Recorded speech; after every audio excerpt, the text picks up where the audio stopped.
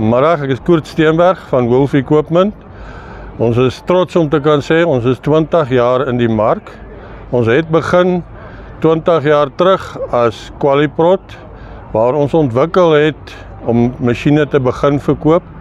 Ons het al hoe meer ontwikkel, ons het self begin bou deur die jare. Toe dit weer moeilik raak in Suid-Afrika, het ons weer begin invoer van China af en ons het ons produkte verbeter deur die jare om 'n topproduk te kan voorsien aan ons kliënte. Ons kan trots sê, ons is 'n maatskappy wat 20 jaar in die mark is, wat 20 jaar se ondervinding het en 20 jaar se backup het. Ek het 20 jaar terug se kliënte wat nog steeds gelukkig is, wat nog steeds by my masjiene kom koop weer. Ek het vanoggend 'n boer hier gehad, hy het my duidelik gemaak dat hy baie tevrede met sy produk en met ons produkte.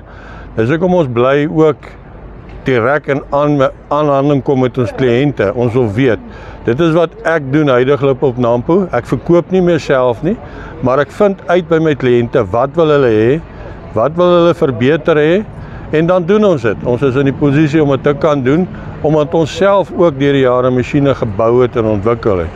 Ons bou nog steeds ons maalsheer masjiene self, so ons het die kapasiteit om dit te kan doen. Dus ons kan ook sê, ons is trots Suid-Afrikaanse masjiene wat ons kan produseer en voorsien aan ons kliënte. As 'n kliënt 'n probleem het, sorteer ek dit onmiddellik uit. Ek glo ons het die beste naverkoopdiens in die mark en dis hoekom ek na 20 jaar nog steeds kan sê ek verkoop Wolf Equipment masjiene. Ons het ook 'n baie goeie stelsel in plek waardeur ons parte afdeling het. Ek het parte vir elke masjien, selfs masjiene wat ek 20 jaar terug voorverkoop het, dra ek nog steeds parte op. Ek het 'n hele afdeling in die besigheid wat my parte verkoop en wat dit ook aan my verspreiders reg deur die land, het ons ook agentskappe en ons voorsien parte aan hulle diens wel my masjiene en so aan vir my kliënt om dit makliker te maak vir hulle. Want ons is geleë in Pretoria, maar ons verkoop in die Kaap ook.